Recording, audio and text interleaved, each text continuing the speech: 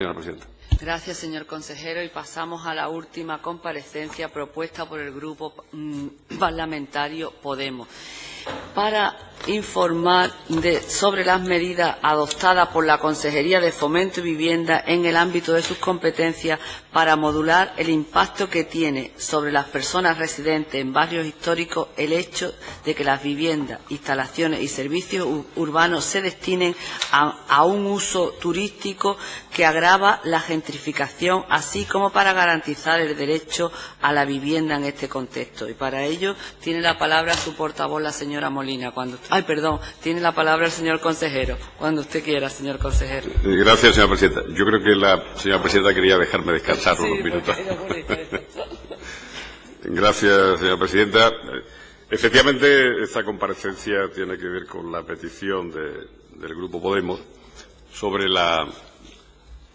gentrificación, que es un concepto que viene a agrupar a aquellos movimientos demográficos que se producen en determinadas zonas de la ciudad en los que su población tradicional se siente desplazada por la presión, digamos, de nuevos vecinos o las actividades económicas que se implantan en ellos. La ciudad es un espacio vivo, crece,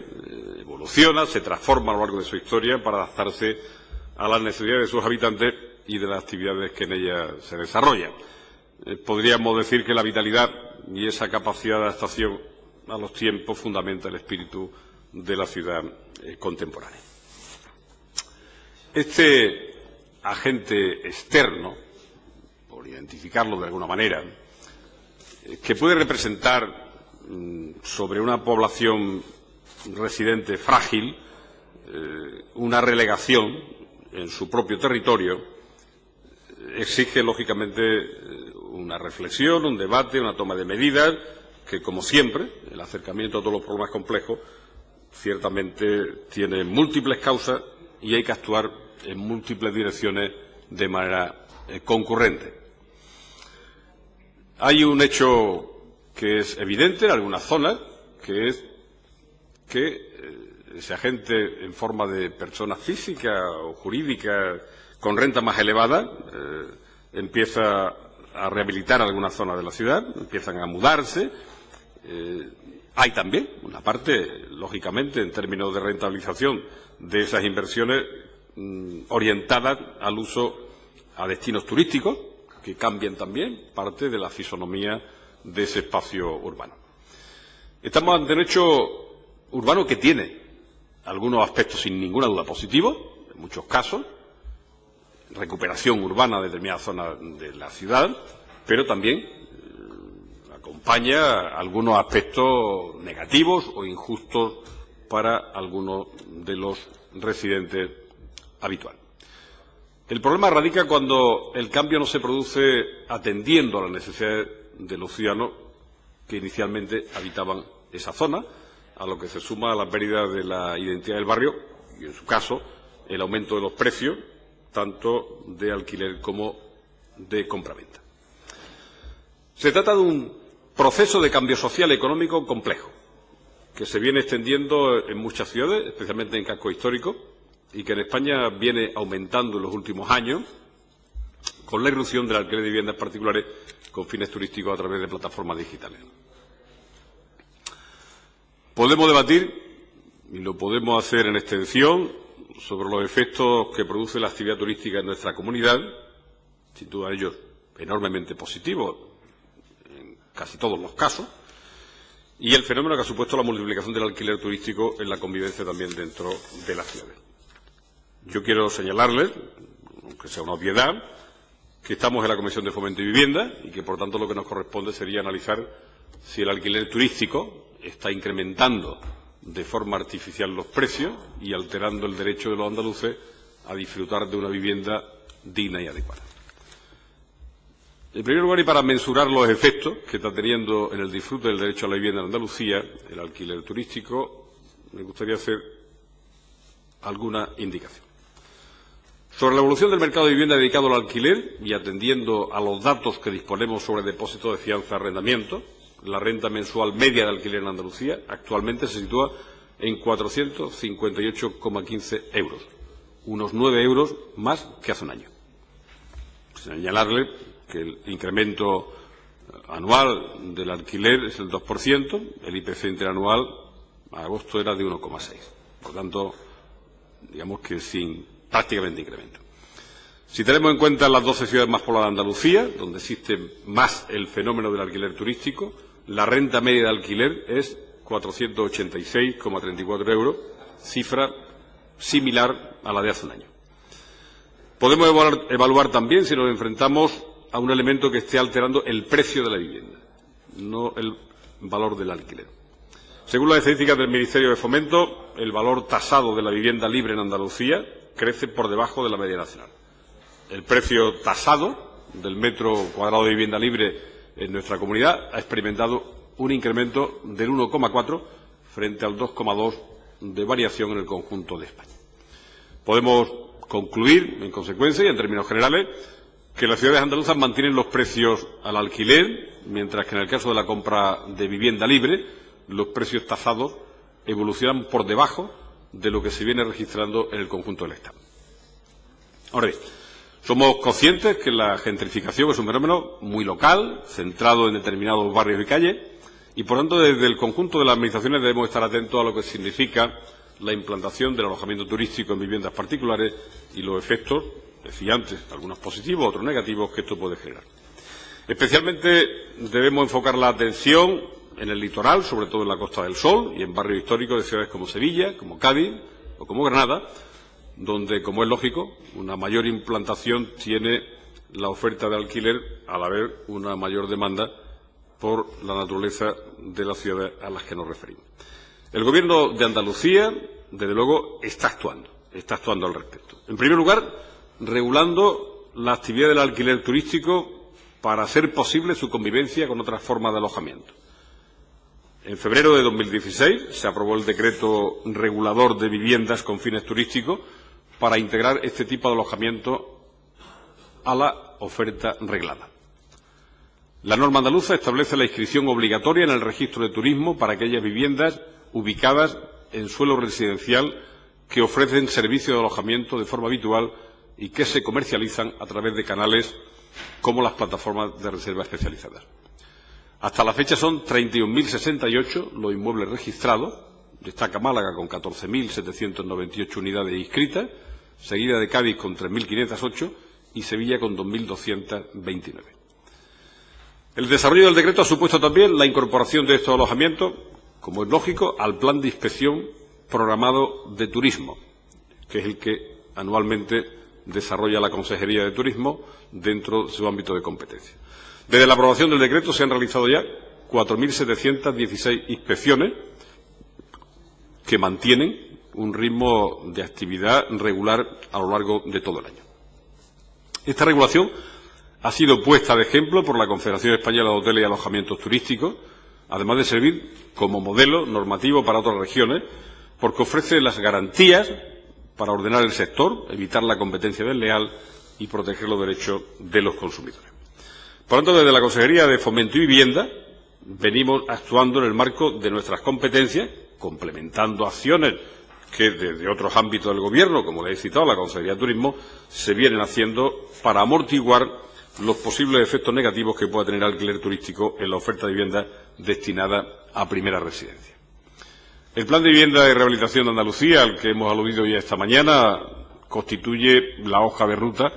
que marca la estrategia del Gobierno andaluz en política de vivienda.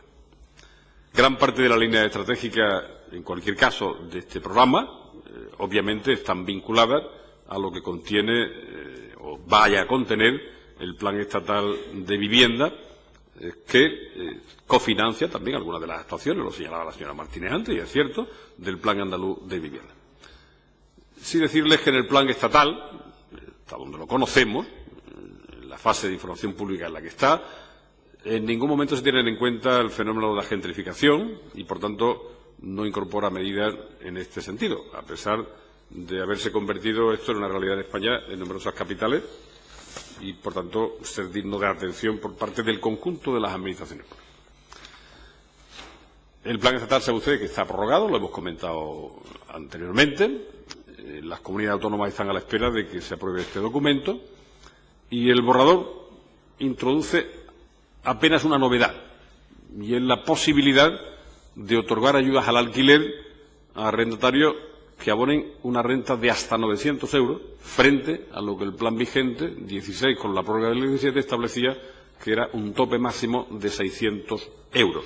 600 euros con una ayuda máxima del 40% que lo situaba en 200 euros mensuales. Por tanto, ahora estamos hablando de un tope nuevo, 900, se mantiene el 40% y, bueno, veremos cuáles son las consecuencias. Puede ocurrir que esto sea también, a la postre, un incentivo para incrementar los precios medios del alquiler.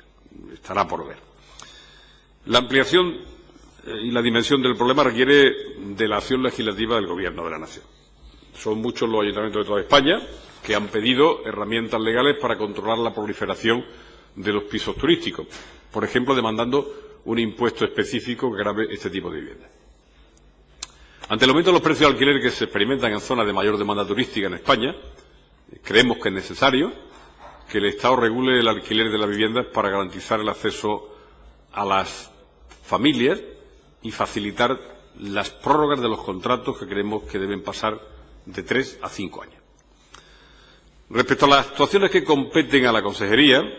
aun reconociendo que queda mucho trabajo por hacer y que las restricciones presupuestarias de los últimos años han dificultado la promoción de vivienda protegida, hemos avanzado en algunos aspectos relacionados con el impulso de esta política. Les voy a señalar, lo he hecho también en la comparecencia anterior, cuando hemos hablado del informe del Defensor del Pueblo, algunas de las actuaciones que estamos haciendo en materia de recuperación de cascos históricos de ciudades en Andalucía, por ejemplo en Cádiz.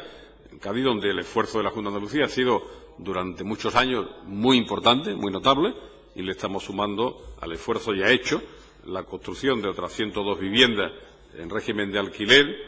con una inversión de 5,7 millones en la segunda fase de Matadero y de 67 viviendas en ese popular barrio gaditano del Cerro del Moro, que va a representar una rehabilitación integral también con un incremento de la inversión de 8,8 millones de euros. Los objetivos es tener ambas actuaciones a principio de año en ejecución. En Málaga, como consecuencia también de la resolución por mutuo acuerdo con el Ayuntamiento del convenio de cooperación que había establecido para el desarrollo de actuaciones públicas en el centro histórico de la ciudad, que se denominó Tecnocasa, estamos en tramitación para la asignación a la Agencia de Vivienda y Rehabilitación de una serie de parcelas sobre las que proyectamos actuaciones para la construcción de vivienda protegida. De un lado, se trata de 87 viviendas protegidas, 16 en Rosal Blanco, 46 en Cobertizo del Conde y 28 en Calle Parra, cuyos proyectos se encuentran en este momento en redacción. Y de otro lado existe otro lote de parcelas donde se proyectan, en colaboración con el Ayuntamiento de Málaga, la construcción de 130 viviendas protegidas más. Después de 3 ejercicios que hubo prácticamente de parálisis en la legislatura anterior, en lo que se refiere a la movilización de los suelos disponibles para la construcción de vivienda protegida, decirles, creo que lo he citado también en la anterior comparecencia, que a través de la Agencia de Vivienda y Rehabilitación, en lo que va de esta legislatura, hemos colocado en el mercado 17.730 metros cuadrados de suelo residencial protegido, que van a permitir la construcción de 412 viviendas,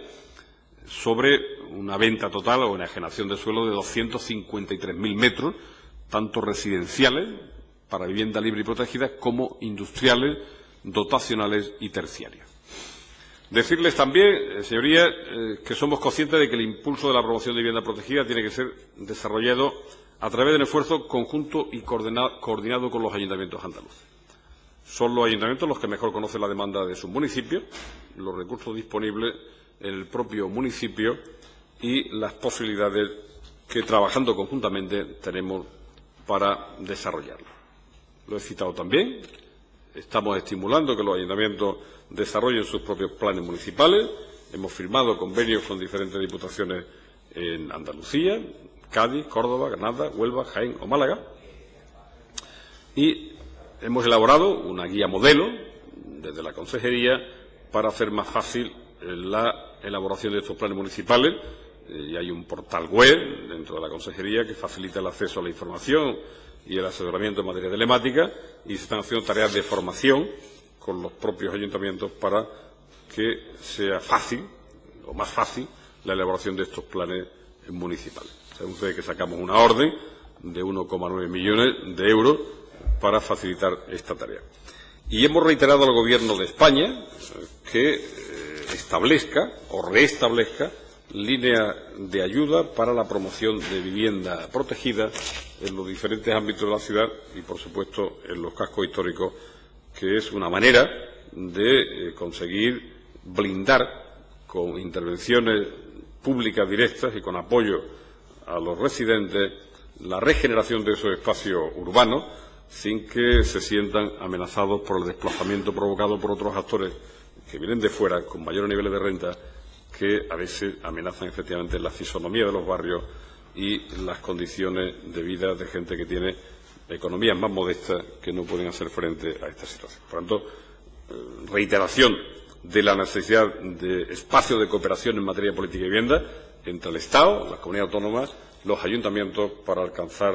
un fin que sea que ese derecho constitucional a la vivienda no se sienta amenazado por los procesos de cambio, a veces inevitables, que en el seno de las ciudades y en los cascos históricos se van produciendo por otros actores que entienden también que hay oportunidades de negocio y que ciertamente eso no puede amenazar lo que es el hábitat de grupos sociales con menores niveles de renta. Gracias, señora presidenta. Gracias, señor consejero. Tiene la palabra la señora Molina, cuando usted quiera. Gracias, señora presidenta. Bien, efectivamente coincidimos con usted en es un fenómeno que tiene distintas vertientes y que, por tanto, hay que abordarlo asumiendo la diversidad de factores que se incluyen en el asunto. Teniendo en cuenta ese proceso, que es relativamente novedoso, que lleva ya unos años teniendo consecuencias en muchos centros históricos de algunas ciudades, de nuestras ciudades andaluzas y de otras también, ya que con la gentrificación cambia el aspecto de todo el vecindario de esos centros históricos, también en las zonas, como ha dicho usted, en las zonas litorales, que es donde se está dando mucho, se está intensificando ese proceso de gentrificación hacia lo que ahora se está acuñando el término de turistificación, que está generando determinados problemas, pero tenemos que asumir que efectivamente el sector turístico es un sector importante económico, que hay que compatibilizar unos usos con otros y en eso tiene que haber la necesaria colaboración y cooperación y debate entre, como ha dicho usted, cooperación entre las distintas administraciones, tanto la central como la autonómica, y los municipios, que son donde realmente se centra la situación conflictiva en algunos casos. El problema en estos centros, y esto se trata pues sobre todo por los precios del alquiler y venta de las casas, que va en aumento,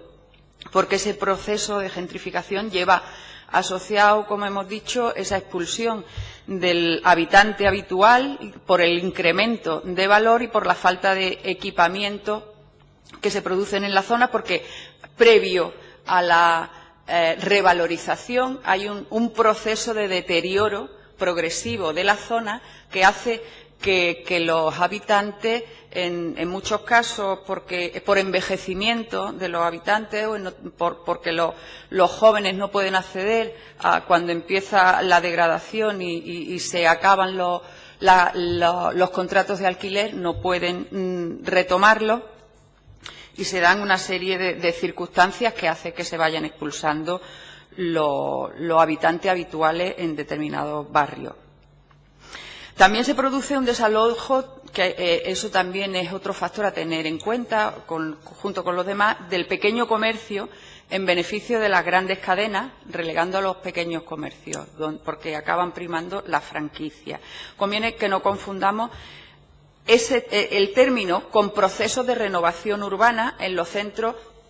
con el objetivo de sanear la ciudad, que es lo que usted ha planteado, que se han hecho, que efectivamente se ha hecho en ciudades andaluzas como Sevilla, Cádiz, en Granada. Se ha revalorizado y se ha hecho una inversión fuerte desde la Administración en actualizar y modernizar esos centros de manera que la habitabilidad en ellos sea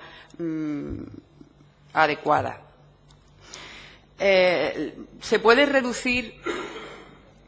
la expulsión progresiva de la población que se ven desalojados, como los jóvenes emancipados, como he dicho antes, que se ven expulsados como consecuencia de esa revalorización y del aumento de los precios de la vivienda. Ahí entraría una especie de concepto de visión de la ciudad como mercancía, que es lo que determinados sectores financieros ven de posibilidades de negocio, como usted bien ha dejado patente.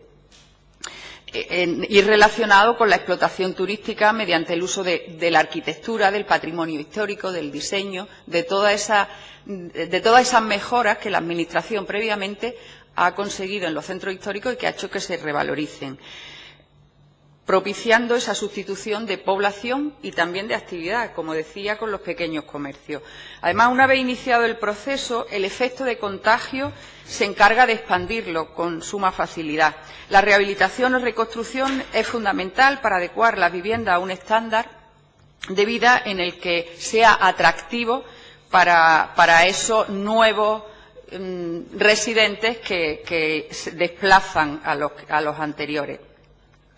porque previamente las viviendas son demolidas casi en su totalidad y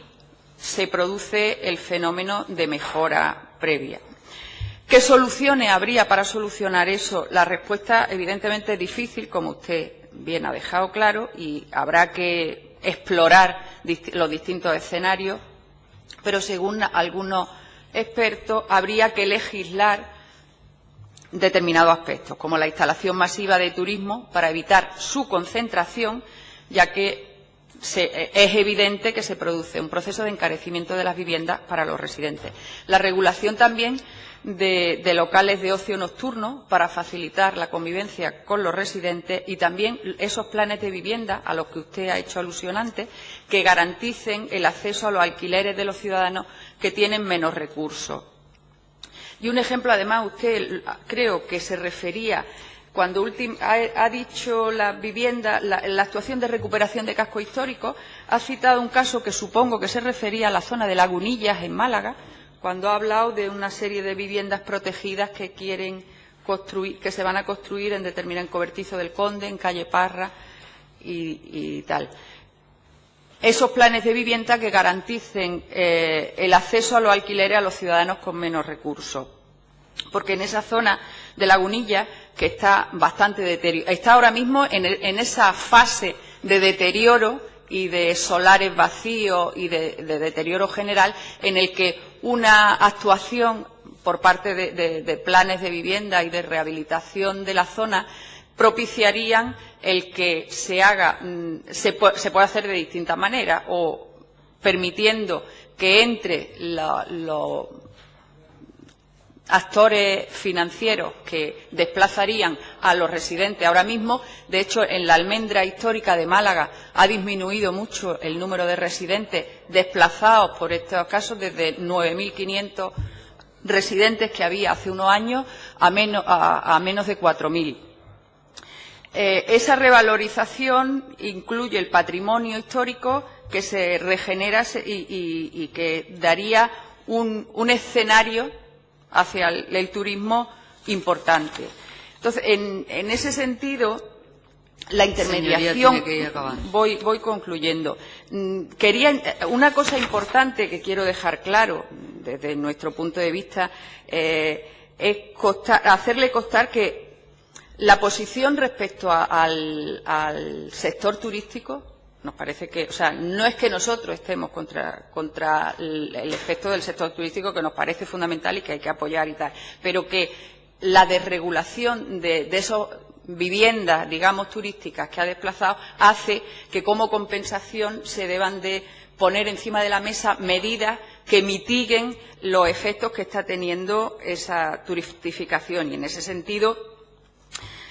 También habría que considerar, bueno, los derechos de los trabajadores de ese sector, que no siempre se tienen en cuenta. Si habrá multas o sanciones por defectos irregulares de las viviendas turísticas, y si se revisarán la legislación al respecto, revisar las leyes para reconducir esa situación. Y bueno. Y su tiempo se ha acabado, señorita. De acuerdo. Venga, muchas gracias. Señor consejero, tiene usted la palabra. Y gracias, señora presidenta. Algunas reflexiones al hilo de lo que usted señalaba, algunas coincidentes necesariamente. Efectivamente, no se trata de un proceso que cuestione el desarrollo turístico de las ciudades y de Andalucía, una parte importantísima de la actividad económica, del empleo y del futuro de Andalucía está en el sector turístico, como está, lógicamente, en el desarrollo de otros sectores, el agrario, el agroindustrial, el industrial, que hay que impulsar. Por lo tanto, efectivamente, nadie deduzca de mis palabras que estamos tratando de cuestionar el desarrollo turístico, todo lo contrario, estimularlo, pero es verdad que falta, en esto como en otros ámbitos, antes hablamos del conflicto con las VTC y tal, una regulación, una armonización, un espacio donde los intereses no entren en conflicto, sino que se busque un punto de encuentro que permita que todo se desarrolle con armonía y desde el punto de vista de la preservación de los intereses de todo el mundo. Verá que ahí hay espacios que son competencia municipal. Hay una parte regulatoria que corresponde a los municipios, que no puede ser invadida por la comunidad autónoma. No tiene deseo, pero tampoco podría hacerlo, aunque quisiera. Obviamente, dentro del ámbito de decisión de la comunidad autónoma, estamos hablando del propio Departamento de Turismo, que lo está haciendo. Andalucía, yo señalaba antes, está siendo, en ese sentido, avanzadilla, con un decreto que al final está siendo no solo elogiado, sino copiado en otros ámbitos del Estado. Pero lo que se refiere, efectivamente, a las ayudas, a los apoyos, al estímulo para la vivienda, tanto en términos de rehabilitación como de construcción y de regeneración de esos espacios en los cascos históricos de las ciudades, ahí está, efectivamente, la política de vivienda, que tiene que ser concertada también con los ayuntamientos, que tiene que ser concertada con el Gobierno de la Nación y que tiene que ser,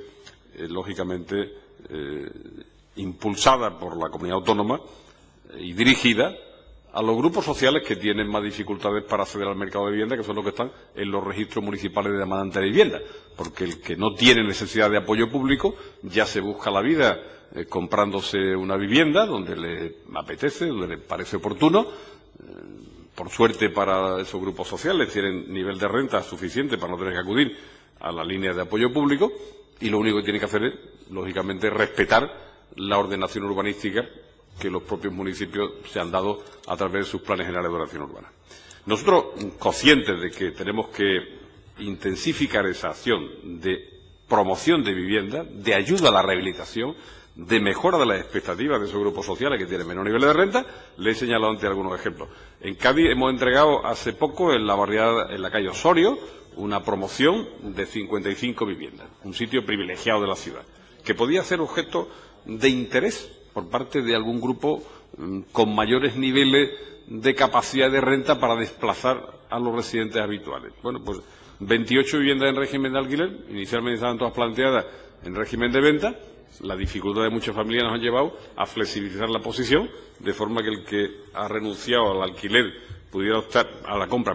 pudiera optar por el alquiler o por el alquiler con opción a compra. 28 en régimen de alquiler, 27 en régimen de alquiler con opción a compra. Málaga le he citado efectivamente el conjunto de actuaciones que pretendemos llevar.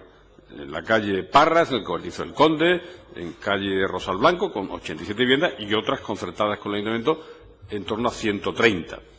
Bueno, estamos demandando. En Cádiz también hemos citado en las anteriores intervenciones otras nuevas intervenciones, no esta que le cito de calle Osorio, estamos hablando de intervenciones en Cerro del Moro y en Matadero, pero pedimos al Gobierno de la Nación que incorpore elementos que apoyen la construcción de VPO, vivienda protegida, en el plan estatal, que desaparecieron y que en el borrador que conocemos no están. Y seguimos pensando que es necesario estimular esa vía para poder avanzar en las posibilidades de intervención en todos esos cascos históricos, en todos esos espacios, a veces degradados de las ciudades, que necesitan el apoyo público para revitalizarlos, para regenerarlos y que no sean objeto de desplazamiento por otros grupos financieros que pueden estar en mejor posición. Decirle también en esta dirección que el propio plan de vivienda de la Junta de Andalucía establecía un sistema de autoconstrucción. Entienda por autoconstrucción no solo que se pueda desarrollar por los propios constituyentes de una cooperativa, sino que esa vía de iniciativa autónoma, apoyada por la Junta de Andalucía y por los propios ayuntamientos, pueda dar lugar a que grupos sociales que quieren acceder a una vivienda en régimen de propiedad puedan tener estímulos. Lo estamos trabajando. Antes de final de año trasladaremos al Parlamento el desarrollo y al propio Observatorio de la Vivienda la posición definitiva, porque es un tema que estaba contemplado en el plan y lo estamos desarrollando. Creo que eso también es una vía interesante para poder seguir avanzando en esta dirección. Es verdad que eso, con los suelos que tiene la Consejería, sería más fácil también si contáramos con un apoyo por parte del Plan Estatal de vivienda protegida y, en definitiva, yo creo que si todos somos conscientes, municipios en su competencia regulatoria en el ámbito turístico, como los propios departamentos de turismo de la Comunidad Autónoma, la posición de líneas de apoyo para la revitalización de los cascos históricos por parte de la política de vivienda del Gobierno de la Nación y de la Junta de Andalucía, podemos estar tratando de colocarnos delante de un fenómeno, o al menos a la par, para no tener que ir detrás de los acontecimientos. Yo creo que esa es la tarea de los poderes públicos, que no sé si era Ortega el que decía hay que tratar de anticipar el futuro para no toparse inesperadamente con él. Bueno, pues yo creo que aquí tenemos un espacio donde la capacidad de vislumbrar problemas a los que nos enfrentamos nos obliga a todos a hacer una tarea y un trabajo coordinado. Gracias, señora presidenta. Gracias, señor consejero. Tiene usted la palabra, señora Molina, por 3 minutos. Gracias, señora presidenta. Bien, efectivamente coincido con usted en esa necesidad de colaboración, en esa necesidad de gestionar el suelo disponible que hay, el suelo público, de tal manera que se consigan los regímenes de vivienda necesarios para que las personas más frágiles de las zonas estas que se revalorizan tengan oportunidad de permanecer en sus lugares sin ser desplazadas y que tengan una vivienda digna como todos merecen. Porque en el caso, por ejemplo, de Lagunillas, lo que ha comentado usted de la Cobertizo del Conde, Calle Parra y la regeneración, eso, había una serie de solares y de suelos donde había un proyecto de especulación con el suelo, un proyecto constructivo de tecnocasa que con el pinchazo de la burbuja se quedó ahí y ha continuado deteriorándose todos esos suelos y esos solares que había en esa zona. Luego nos parece muy interesante la regeneración que usted plantea, pero hay determinada, abundando en la situación en concreto de Málaga, que es la que yo conozco, puesto que es mi ciudad, proceso de la almendra histórica, del casco histórico, en los que esa gentrificación ha derivado en un proceso de incomodidad, no solamente en cuanto a acceso por los precios, los elevados precios de alquiler o de las viviendas, sino incomodidad en el espacio urbano por el uso que se hace de ese espacio urbano, con terrazas que ocupan todo el espacio con ruidos y con otras muchos inconvenientes. O también el uso del espacio, como tenemos una clara situación que nos parece a nosotros de despropósito, por ejemplo, con la pretensión que hay ahora mismo en el dique de Levante, en el puerto de Málaga, de un rascacielos de más de 135 metros que no cumple con las mínimas condiciones para ser para que salga adelante desde el punto de vista tanto de la seguridad de evacuación del proceso como de otros muchos aspectos paisajísticos y ambientales y económicos que alteran, además usurpando un espacio que es público y que debería de ser de todos. Y ahí entiendo que también la Administración autonómica debería de, en colaboración con la municipal, que sabemos que en múltiples ocasiones, dado el diferente color político que tienen, chocan, pero que debería de intentarse llegar a puntos de encuentro y que los planes de vivienda en esa zona o barrio donde se producen desplazamientos se lleguen y los planes de vivienda se hagan con una cierta lógica. Gracias. Gracias, señoría. Señor consejero, tiene usted la palabra por 5 minutos. Sí, con mucha brevedad, señora presidenta. Gracias. Redundar en algunas de las cosas que le citaba antes y que usted también ha repetido. Yo creo que la concertación de esfuerzos aquí es fundamental. Es verdad que cada corporación local o cada gobierno autónomo y, por supuesto, el gobierno de la nación, estamos hablando de perspectivas y formas distintas de entender el mundo y la vida, pero hay que hacer un esfuerzo más allá de los legítimos espacios de discrepancia por intentar buscar puntos de coincidencia cuando estamos ante fenómenos y problemas que conciernen a todos, independientemente de cuál sea la posición ideológica o política de cada uno. Por tanto, reiterar nuestra disposición a la búsqueda de puntos de encuentro y entendimiento, señalar que efectivamente la gente que está, los ciudadanos que están en los registros municipales de demanda de vivienda, es un grupo muy heterogéneo. Hay personas que, si no es a través del acceso a una vivienda en régimen de alquiler, con un bajísimo alquiler, no podrán tener acceso a la vivienda, y es una realidad a la que hay que atender. Y es verdad que también hay personas que, sin tener una posición económica que les permita adquirir una vivienda en el mercado libre sin ningún tipo de limitación,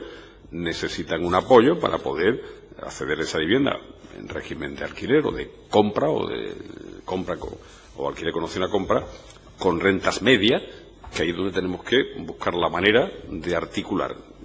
los planes municipales de vivienda, la acción del Gobierno de Andalucía a través del plan que tiene aprobado y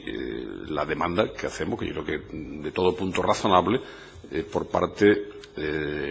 al Gobierno de la Nación para establecer mecanismos de apoyo a la vivienda protegida, que tendría como fin último fundamental avanzar en ese derecho constitucional a la vivienda